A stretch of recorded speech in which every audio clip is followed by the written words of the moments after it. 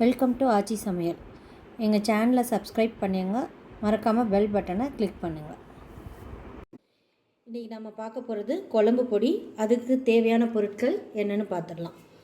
மல்லி 1 கிலோ, துவரம்பருப்பு 100 கிராமு, கடலைப்பருப்பு 100 கிராமு, சோம்பு 100 கிராமு, மிளகு 100 கிராமு, அரிசி 200 கிராமு, சீரகம் 200 கிராமு. ஒரு கடாயில் மல்லியை இந்த பச்சை வாசனை போகிற வரைக்கும் வறுத்து எடுத்துக்கலாம்.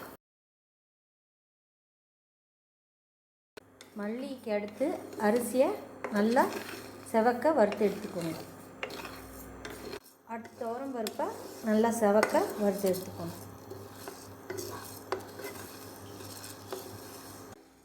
அடுத்து கடலைப்பருப்பை நல்லா செவக்க வறுத்து எடுத்துக்கணும்.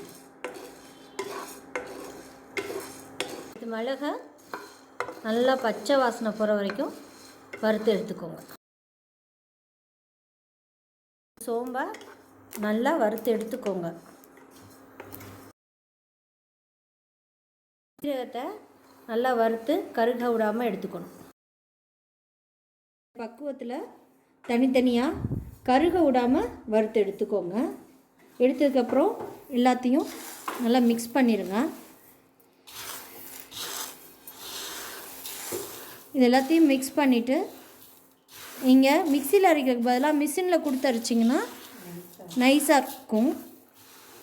குழம்புல இந்த பொடி சேர்க்குறப்ப காரத்துக்கு தனி மிளகா பொடி சேர்த்துக்கோங்க. இந்த பொடியை நீங்கள் எல்லா குழம்புக்குமே யூஸ் பண்ணிக்கலாம். குழம்பு திக்காகவும் டேஸ்ட்டாகவும் கிடைக்கும். இந்த வீடியோ பிடிச்சிருந்தா லைக் பண்ணுங்கள், கமெண்ட் பண்ணுங்கள், ஷேர் பண்ணுங்கள்.